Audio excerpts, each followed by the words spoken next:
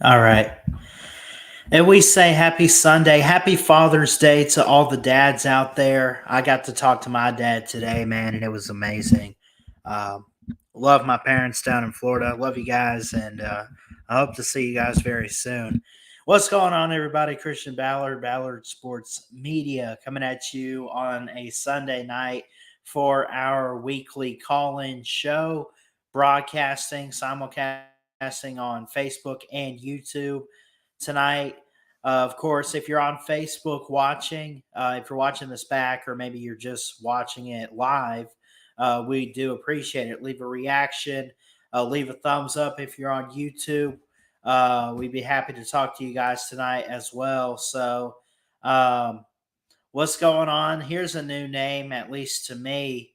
Noah Stevens. Good to see you in here. I don't think I've seen you around. And of course, happy Father's Day. Yes, the godfather of the SEC, our friend Waylon. So, um, yeah, we'll get to some calls right away. But we want to talk tonight, real quick. The Braves, can they be the best in the league? I think it's a good possibility that they are one of the best in the league. Um, but you look at what they've done so far, and they got a series this week starting on Tuesday with the Phillies, a 3-game series, and then they got to turn around and travel to Cincinnati to play the Reds. The Phillies are 38 and 34 on the year. The Braves are 46 and 26. When you look at the records, and of course, who could forget what they did this weekend? The Braves beat the Rockies today 14-6. But the question is for the Braves, can they catch up to the Tampa Bay Rays, who have been the best team in the league all year? Well, I think they got a little bit of help. Because the San Diego Padres, who are below 500 right now, as we speak, won the game 5-4. 5-4. Fernando Tatis had in the game thrown a dart to home to get an out, which ultimately would have saved the Padres. Machado and Musgrove power the Padres to a series clinching 5-4 win over MLB leading Rays. I get this from ESPN.com, of course. You have Manny Machado and Joe Musgrove. So Machado had 2 runs in the game. Joe Musgrove, Fernando Tatis, catcher Austin Nola teamed in to punch out a potential tying run at home plate as the San Diego Padres beat the MLB leading Tampa Bay Rays 5-4. Kind of disappointed there, being a guy originally from the Tampa area. So that's kind of disappointing. But we do look at the Braves, who have turned it around this year. At first, it got off to a rocky start. Remember, I think they were losing some games, and at one point were below, just barely below 500. I think this year they have turned it around greatly. 46 and 26 on the year, 24 and 15 at home, and they won at Truist today, 14-6 against the Colorado Rockies. Um, so Eddie Rosario homers twice, knocks in 6 as Braves thump Rockies 14-6. And again, I get this from ESPN.com. And we'll drop the link here in a second, by the way, to get you guys on if you want to call in the show tonight using the StreamYard link. So, that being said, the question being, can the Braves catch the Rays for best in the league? Talking MLB tonight. I think it's probably not going to happen. I think the Braves are the best in the National League. I think the Rays are the best in the American League. I don't see them catching up to the Rays. Again, the Rays have the best record, 51-24. Well, I guess it could happen. The Braves need some help. As long as the Rays keep winning, it's not going to happen. If the Rays start a losing streak at some point before October, the Braves have a chance. Because the Braves have 46 wins. They're 5 games behind the Rays. They are 5 games behind the Tampa Bay Rays. Crazy. Give me 1 second. My computer's acting up, so let me close out these tabs. Maybe it'll help. uh we'll get you on here in a second, man.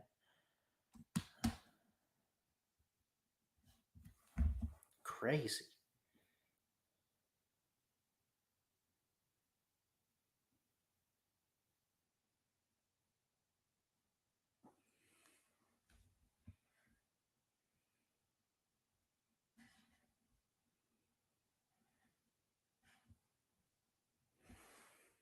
Okay, there we go.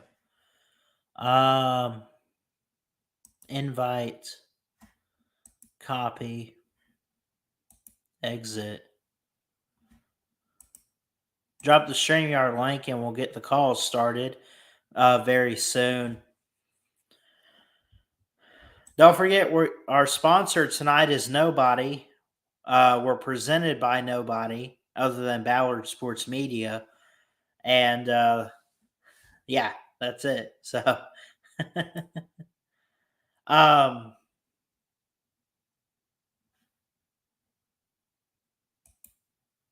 let's see if this will post. Bear with me, guys, because I am having some tech issues on my end. So I apologize. There we go. All right. Let me go and put my phone on the charger, and I'll be right back in my chair. And as soon as I get here, Waylon, I see you back there. We'll get you on in a second, sir.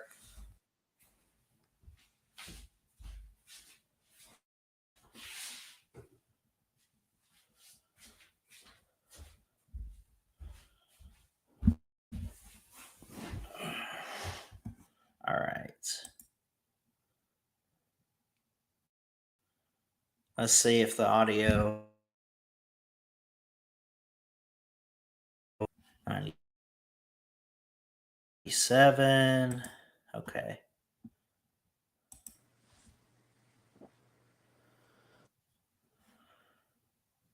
What's going on, Waylon? Man, you didn't have to get in no hurry. I'm just sitting back here twiddling my thumbs. What's happening, Chris? Not much. Happy Father's Day to you. Happy Father's Day to everybody out there. How'd everybody's day go today? Everybody have a good day today? I had a great day. I hear you. I hear you. Yeah, I saw your video there, the one you posted before you done your show.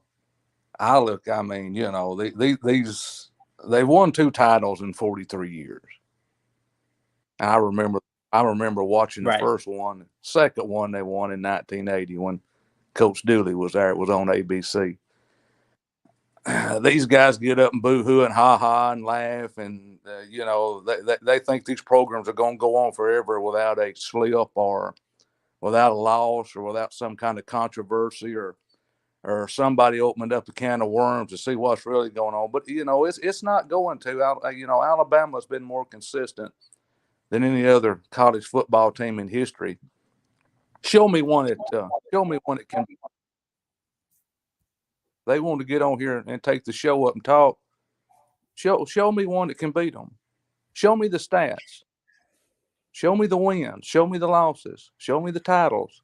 Well, the only thing I'll say is if anybody has anything on Alabama, I'll give it to Michigan for all-time wins because they could be the first to 1,000 wins if they hit it this year. I think it's the Maryland game. Circle it on your calendars, but that's only if Michigan does not lose a game. If they beat Maryland this year, which I think they get them at home, probably on the road, Michigan will have 1,000 wins, and that's more than anybody else. So Michigan's the winningest program as far as all-time wins, but you make a good point. I mean, you look at the titles and the bowl victories and the history and tradition. Show me a team that could beat Alabama in those categories. Wins versus championships, SEC titles. They laugh at the SEC title like it doesn't matter. Because the last team that beat them for that title was Alabama. Right. They'll laugh around and talk about everything. That SEC title don't mean nothing. They got their ass beat 2 years ago by Alabama in the SEC championship team. So who's the last team that beat Georgia? Alabama. They remember that every night when they go to sleep. And they got to be reminded of it when they wake up, right? Well, they're going to remind them. Well, they do, and I mean, it's it's sad, and I love to listen to Twisted Rooster and all them. Rooster's mad at Clemson for one reason only, because South Carolina beat them. Yeah, I love Rooster, man. He's a good dude. You know, yeah. They won one game in the last 8 years. Clemson has beat them 7 times out of 8 years. South Carolina's beat them 1 time in 8 years. Yeah. 1 time.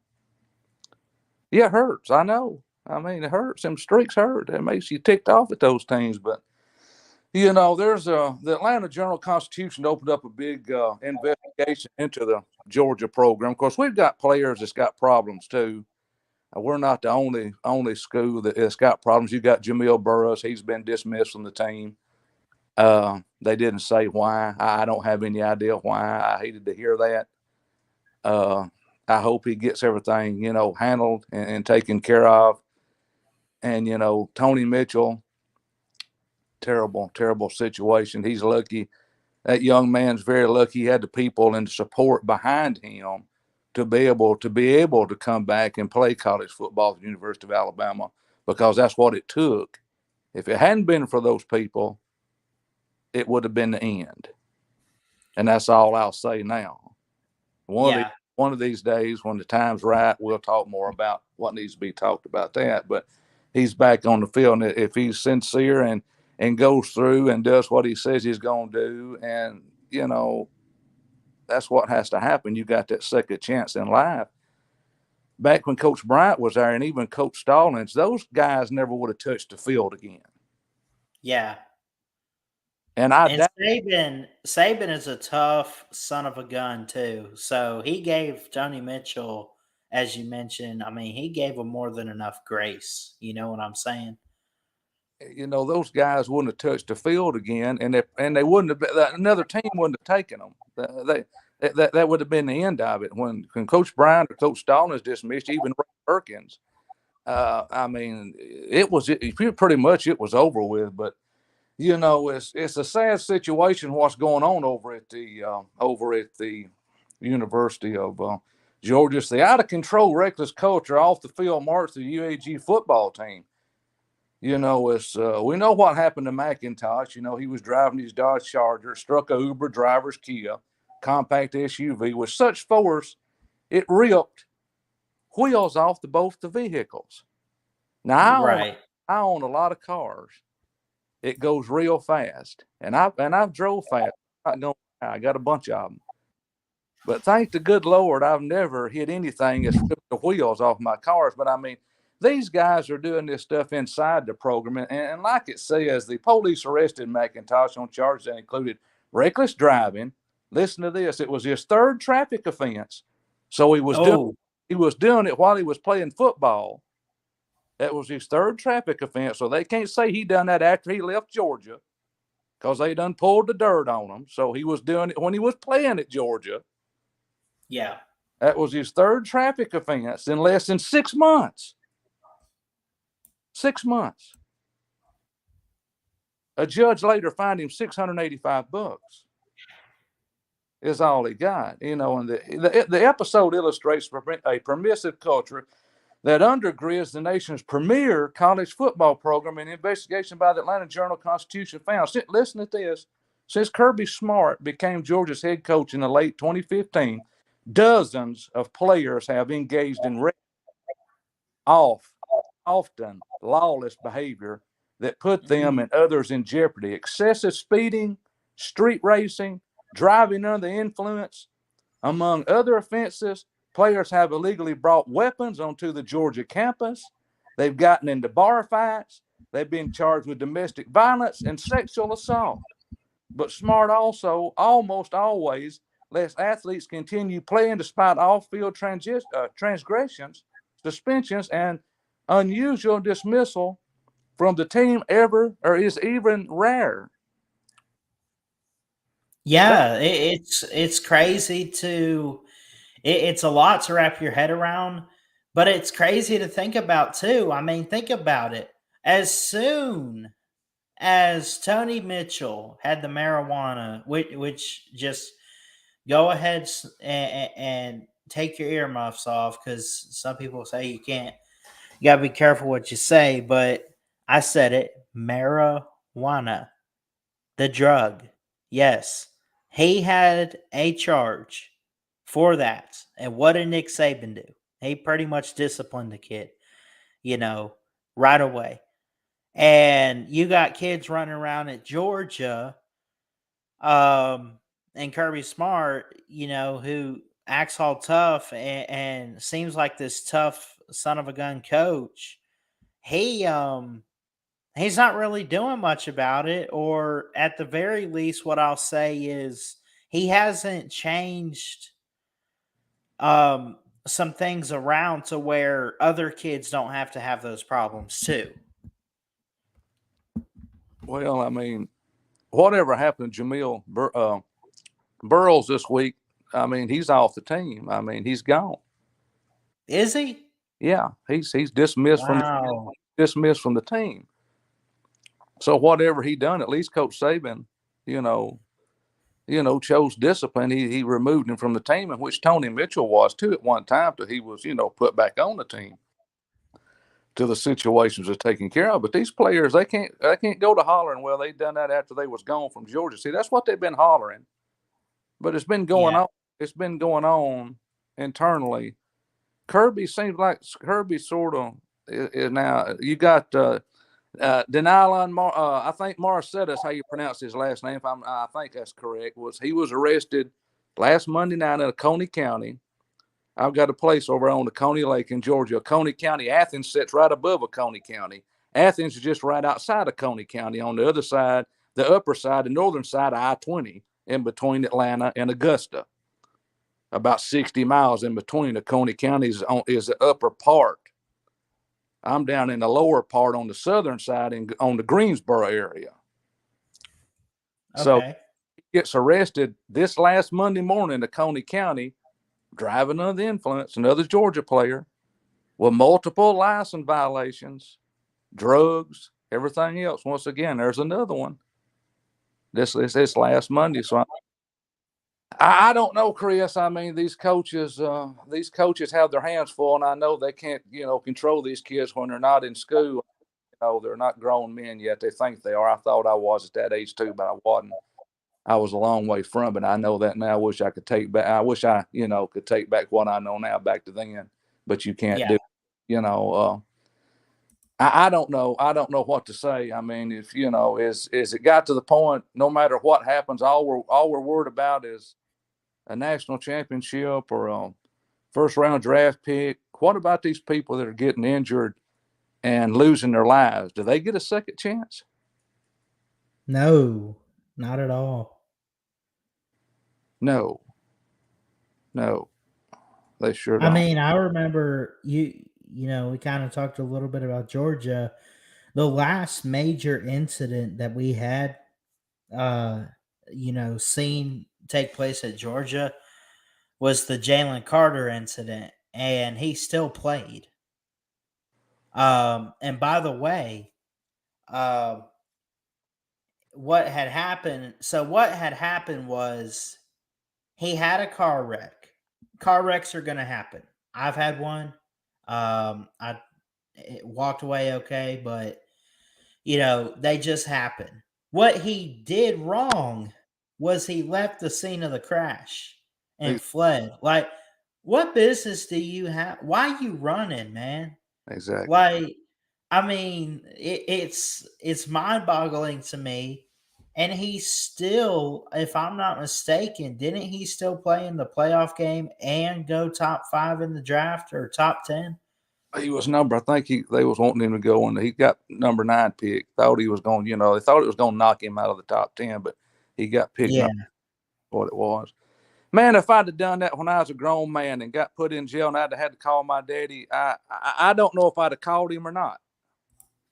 I would probably called a cousin or something of mine to come got me out, because if he'd have got down there, well, he'd have whipped me in. He'd have whipped me in the jail cell. Yeah. And me, a grown man, I mean, we just didn't. It's not saying I'm perfect in somebody else or you're more perfect than somebody else. Those you just didn't make those mistakes. You just couldn't make those mistakes. I don't know. It's a different generation, a different time. I've acted more crazy when I was an old man than I did when I was young, I guess. But anyway, I know there's some more people wanting to get on, but I just thought I'd bring some of that stuff up. They don't want to. Of course, Alabama's got their problems too. Don't get me wrong. We've had players that done some stuff at played too. When Nick first came there, what did Nick do when he first came to Alabama? He ran people off. He kicked butt and took names. You remember him doing Yeah. that? Yeah. And I think he still does it today. He has grown a little softer, but he still got that attitude a little bit. Well, sounds like to me they're both going to have to get a little bit bigger attitude. I don't know. It's NIL and stuff. These kids getting $1 million, at 18, 19 years old. I don't know. Maybe NIL is a bad thing. I don't know. I think it's a good thing. I don't think the government needs to be involved in it. I think the Yeah. government out of I it. think I think NIL should be regulated by Mark Emmert, the NCAA president. I think he's still the president, but it should be regulated by the NCAA.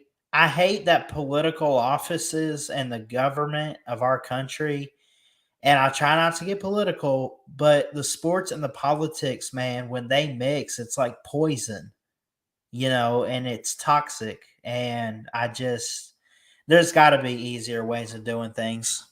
Got to be. You got the separation of church and state. It needs to be separated, separate. Yeah. And that's the bottom line. The two can't mix. Oil and water don't mix. Exactly. Exactly, man. That's just the way it is. But like I said, that worries me. Has the programs, have they gotten to the point? Well, all this stuff is happening, and we've got to win titles. We've got to win games. If you don't, really, Nick is the only coach in the SEC that's not been on the hot seat. I mean, Nick won a championship in his 3rd year there. It took Kirby 6 years to do it at Georgia. Yeah, it took Kirby a while. It seemed like his seat was going to get hot at first. I don't think it ever did, but I think it was still one of those where, like, okay, if he can't figure out the quarterback situation, we're never going to win a title, and that's why he was hired, and maybe it just isn't the guy. He never really had a seat hot. I think he got warm. He was on the warm seat. You know what I'm saying? I don't know. There's going to be some, whether these Georgia fans like it or not, there's going to be some NFL teams come knocking. I mean, he's young, and they're going to need some coaches. These old guys, these coaches in the NFL, they would after Nick, they'll go after Kirby, and that's just the way the ball bounces, and they know that. They just poke at these Alabama fans to get them all twisted up in these chats and in these shows and stuff. But, three-peat. I don't give a damn if you win the 3rd one this year or not. I've saw so many football games won and championships hoisted at Alabama. Win your 3rd one this year. Stick it up in the air. See if it puts any. I mean, I love to watch. I used to be, and I'm gonna get off here. I was nose to nose with people over this stuff back when I was young. I mean, I'd have fist fought them over it. But when I got older, I finally figured out I love it. I spend a lot of money. I spend a lot of money down there buying tickets, and I've done a lot of things at that place. But The bottom line is this: they can win all they want to, and I love to see it. But hey, it don't put no money in my pocket, no food on my table, and it don't pay no bills at my house. I gotcha. Sure don't. And you get upset about all this stuff, go to arguing and all this stuff. I mean, I do it just to plug at them every now and then, but I'm not going to get on these shows and get down anymore and argue with these people. Win the third one, win it. If you can't win Yeah. if Georgia cannot win a three-peat with a schedule they've got this year, playing them Division II damn teams, they're playing like UNA and Alabama State and UAB, then they're in trouble. They're in trouble. Yeah. I mean, they were in trouble last. Who was it they played last year? That almost was it Kent State? Remember, almost beat them. Everybody's going to have close games with these teams. Some of these teams play up to their opponent, just like Georgia was against Missouri. Georgia didn't take Missouri. Yeah, they didn't take Missouri serious, and they just played up to the opponent. I mean, Alabama does it. They do it every year. They play up to their opponent, and we don't like it because they didn't beat them by 3 or 4 touchdowns. Well, you're not going to win every game by 3 or 4 touchdowns. It's not going to happen. Right. It's not happening. These teams are too good. No, it's just not happening. Now, the media expectation for Alabama week 1, we play Middle Tennessee State. The media would expect us to go out and win like 65 to 10 or 7, like the national championship game was last year. Right. They would expect it to be like that. I don't know what to expect, honestly, because you have quarterback issues.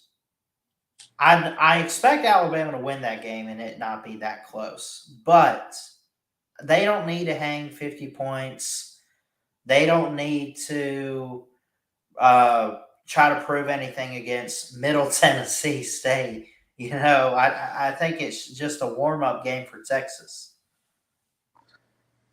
I look at it like this, Chris. As I've got older, like I said, I renewed my Ivory Club membership this year. If the good Lord's willing, I've got to have a little throat operation this here next week, and I'm gonna try to be at every home game if the good Lord's willing. And try to get back down there. But I look at it like this: if Alabama beats every team on the schedule by 1 point, that's good enough for me. 1 point is good as 5 touchdowns. Yeah. It's still the W, in the win category. So, I mean, last year, Texas should have beat Alabama. Well, woulda, coulda, hand grenades and horseshoes. Come on, man. I agree. It's 1 point's as good as 5 touchdowns, man. Absolutely. I mean, it is. It's good as 5 touchdowns. So I just wanted to bring it up. Like I said, everybody has issues. I mean, that worries me. Once again, like I say, I hope these coaches hadn't just, all they're thinking about is the national championship and winning games and, this kind of, you can't control them when they're not there, but you can control them when they are. So, I mean, when you put them on that bench, they really want to pay, and they really want to get out there and play. So, I don't know. Coach Saban said a lot of good players down through the years on the bench. A lot of people have forgotten. You got to go back and do your research. He said a lot of players on the bench because of, stupid decisions. Yeah, absolutely. Waylon, we got another caller, man. I appreciate you coming on. We'll get Nate in a second, but any final words before you go? Don't let these guys upset you, man. Don't let them upset. Don't let them upset you. If Alabama don't win every game, so what? Georgia's eventually going to get beat too. So, I mean, they know it's coming, and they'll all disappear and jump in the closet and be peeking through the cracks of the blinds in the closet looking out, and you won't know where they went there for weeks. But it's going to happen. It's coming, and they know it, and that's life, and they'll get over it. I'm not going to plug at them when they get beat. I'll let the rest. There'll be plenty of other people doing it. I'll sit back and just watch. But it's always good talking to you. Be safe this week coming up, and we'll probably see you in a couple of weeks. I'll be down probably for about maybe 3 or 4 weeks. I don't know, but I'll shoot you a text or something, let you know how it's going. Okay. All right, Waylon, keep in touch. All right, Chris. Be safe, man. Thank you. Let's go ahead and get to Nate. How are you? I'm doing good. How are you? I'm good, man. Did you make it through to the next round of LouTube's talent, or are you on the losers bracket? I'm in the losers bracket, unfortunately. Okay. Wait, fortunately or unfortunately? Where you going? Unfortunately. Oh, Yeah. Yeah, I'm actually surprised, and actually Lou was surprised that most of the people didn't vote for me, which is kind of I thought surprising. you did okay. I thought it was hilarious though when they took VicTube singing "Numb" by Linkin Park and they put it to your dance moves. That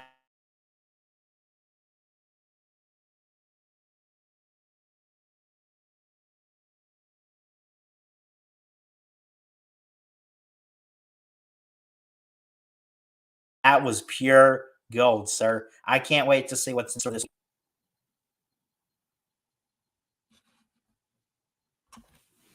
Oh, come on. Hang on, Nate.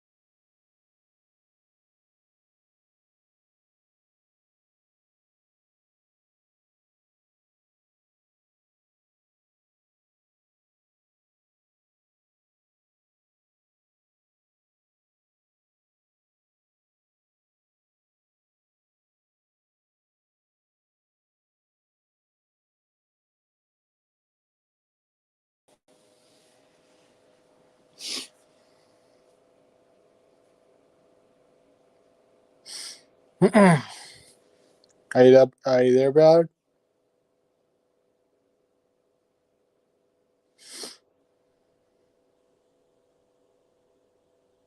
Hey, Here can we you go. hear me? Yeah, I can hear you now. Hold on, let me turn this up. Can you hear me, Nate? Yeah, yes, sir. Okay. My computer's acting up, so I think I'm just going to use the phone for the rest of the show. But what did you want to talk about tonight? I was going to talk about some college football, and I was going to continue the conversation. The LouTube's Got Talent, but I'll say for that the LouTube's Got Talent for the end of the conversation. But college football talk right now. So I think Michigan, although I'm a Michigan fan, but I'm a realist Michigan fan. I think I think they're gonna go 11-1. Loss of Penn State. That's Lost to Penn State. Okay. but I think it's gonna be a close game though. I'm pretty sure it's gonna be loud, and because last time Michigan won in Penn State was 2020, I think. But That sounds right. yeah, I think so. But yeah, I think yeah, I just think Michigan just slip up on that game, and yes, I'm saying Michigan is. I don't want to say is. I don't want to jinx them for the game. That's the thing. Um, uh, between Ohio State and Michigan, I don't want to say they're winning. I'm just. I can't do it. I can't. I Yeah. don't. I just don't trust my instincts to jinx it. But I like here's my take on the Big Ten this year and the Big Ten East and all that.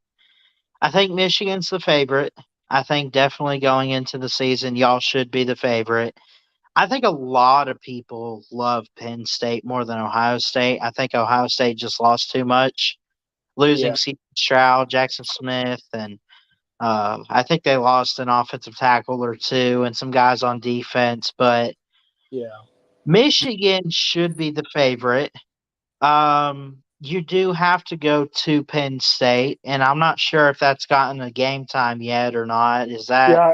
like It's Penn wide it's a out or it's a thank goodness is wide now wide out. So it's 11 a.m. our time. So it's okay? basically So it's a noon game. yeah, Um, that should probably help you guys. yeah, I think you're a better team, but Penn State's really dangerous at home, and right. it's tough to play on the road in college football. It's tough to play on the road in general. Yeah, So yeah. I agree. That's why I said Michigan might slip up at the Penn State game, and yet I still think it's gonna be a close game, but Michigan might be proven wrong. I think they have a chance to win that game, no doubt about it. And I'm just saying, from all the history from Michigan and Penn State, at Penn State, Penn State has a win record against Michigan at home, I think. But and I just think Penn State is a well, I don't want to say a better team, but like a more dangerous team than Michigan. That game. So now my other team, Nebraska, I think the ceiling for them is 7-5, and okay, the floor is probably 4-8.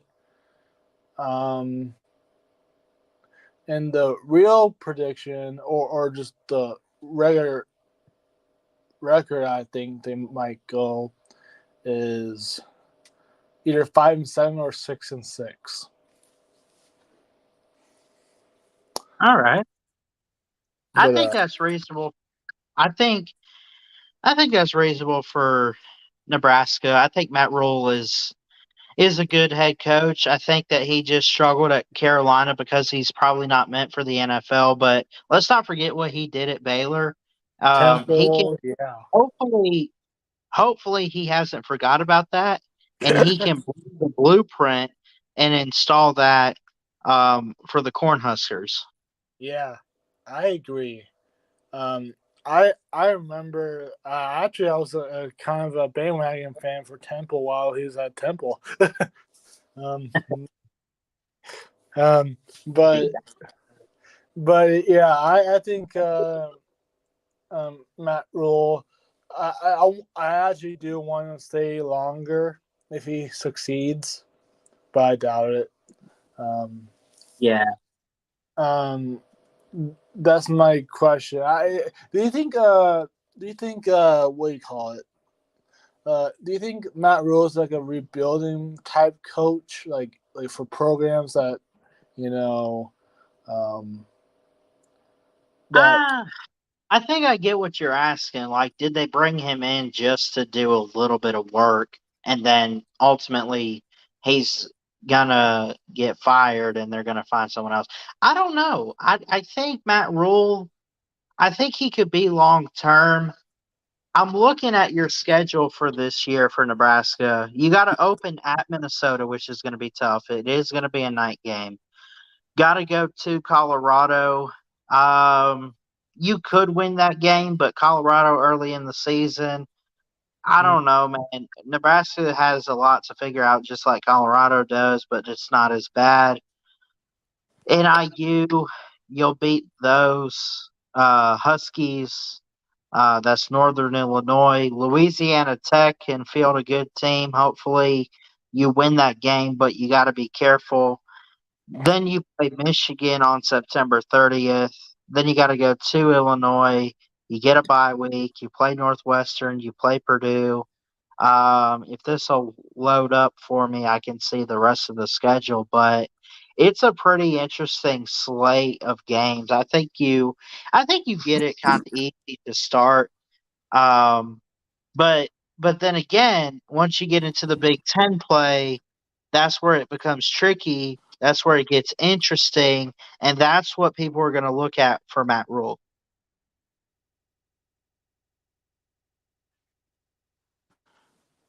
yeah, I agree.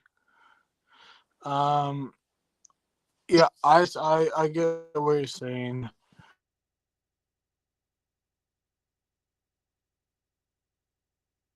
Yeah. What else you got for us, Nate?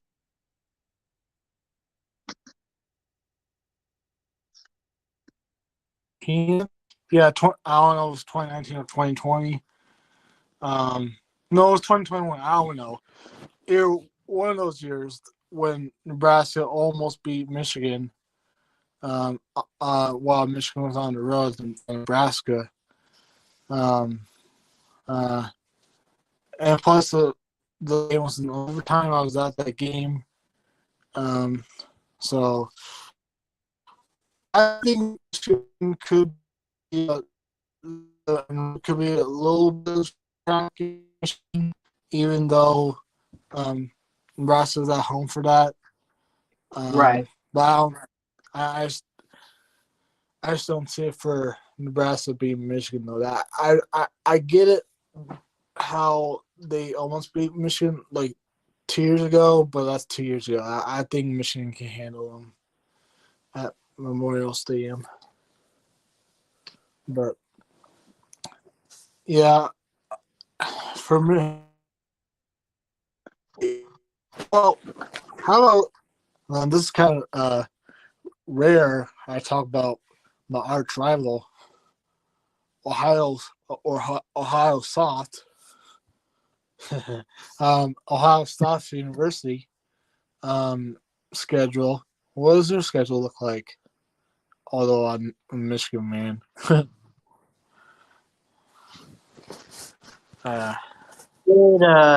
I did preview them. I don't know the schedule off the top of my head. I think they get Notre Dame on there. They got Michigan. They got Penn State. They got those teams on the road. Right. I could be wrong. Maybe they get. I'm sure Notre Dame's on that schedule, aren't they? Yeah, they Hold on. are. It's at Notre Dame too. Oh, really?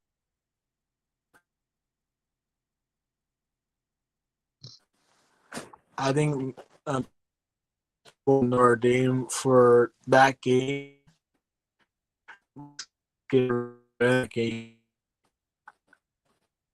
Well, they got to open. Ohio State has to open up with Indiana. Yeah, right. Yeah, they'll beat them. Hey, you never know. It's kind of like it'll be like.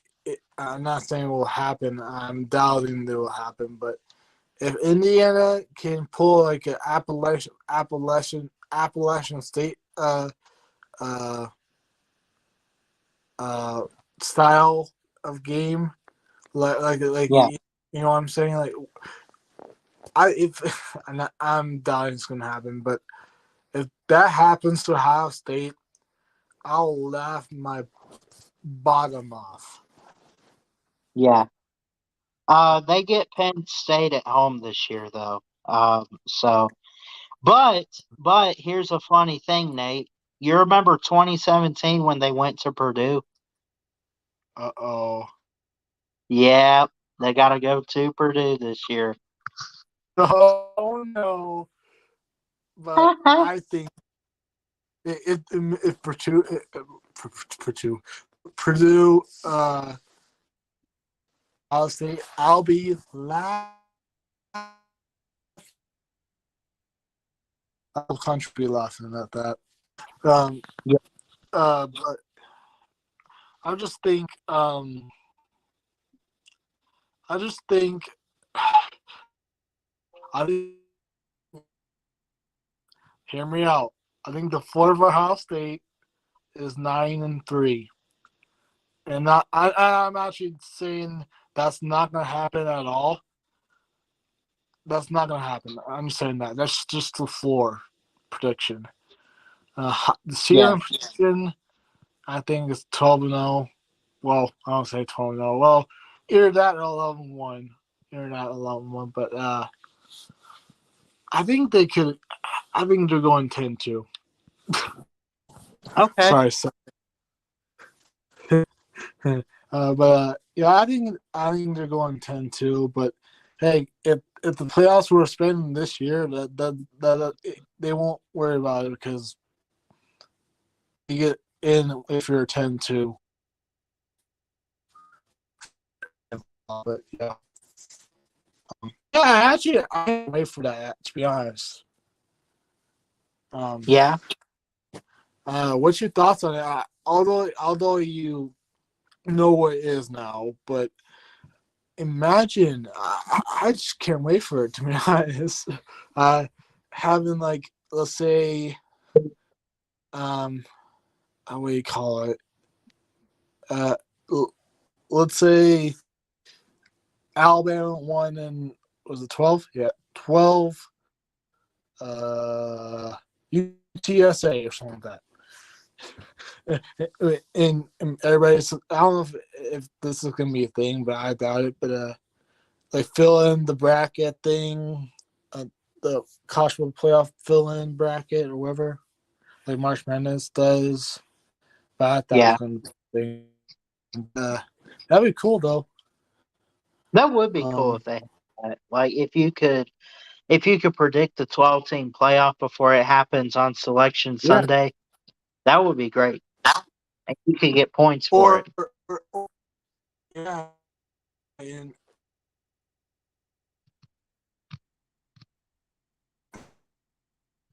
just the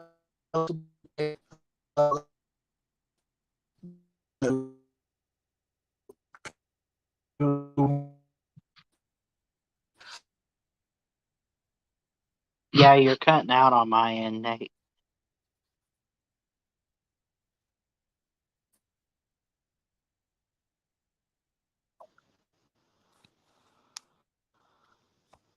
Here, let me restart.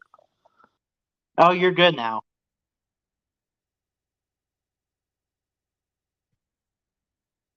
Okay, we lost Nate. Yeah, I'm having some tech issues tonight, guys. I got to figure out what's up with my computer. Um, it seems to be working okay now, but we'll see. But had a good show so far, though. Talked to Waylon. We've had Nate on. If Nate gets back on here, he's welcome to. What's up, Georgia Bulldog Will? Says go Braves. Yes, sir. Godfather of the SEC, Waylon, showed up tonight. Nick Saban Jr., of course, Nate the Great. Roll Tide or Rise Up. Kangaroo Black. Traveling Fools.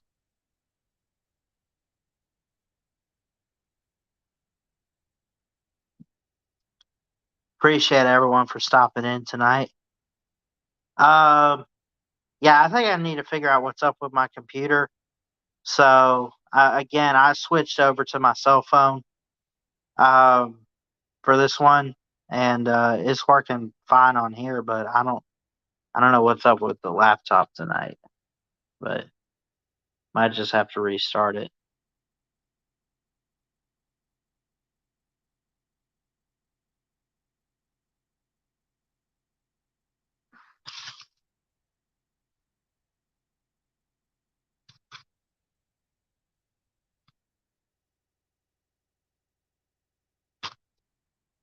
Anyway, I wish all the dads out there a happy Father's Day, man. I hope it was blessed and amazing.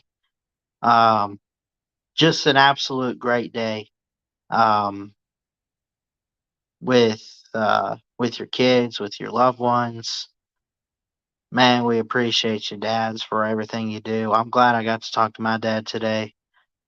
Hug him, tell him that you love him, man, because you just never know when they could be gone. But yeah, it was a great day.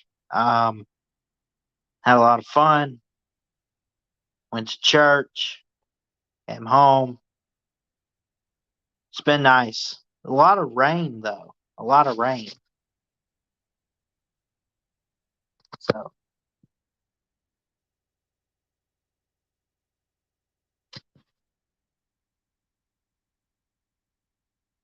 all right. So we gave it a few minutes, but anyway, I love you guys. I'm gonna get out of here. That'll do it for this edition of the call-in show. We can keep growing. We can keep building. We can keep it going. So we'll get another call-in show next Sunday. We'll see if for Touchdown Tuesdays this week with Mayhem Matthew and myself. And then a Friday or Saturday show, like always. We'll get some videos out in between. I'm trying to focus up on school, but we'll always find time for you guys, man. I always try to at least. Don't forget, go subscribe if you're not already to Uncle Lou. He's got his talent show going on. I think, I don't know, but I think round 2 is tomorrow. So we look forward to that. I've advanced to round 2. I appreciate everyone that voted, and I hope to win it this year. But if I don't, it's been fun. So anyway, love you guys. Y'all have a good night. Ballard Sports Media checking out. I love y'all. Good night and roll tide.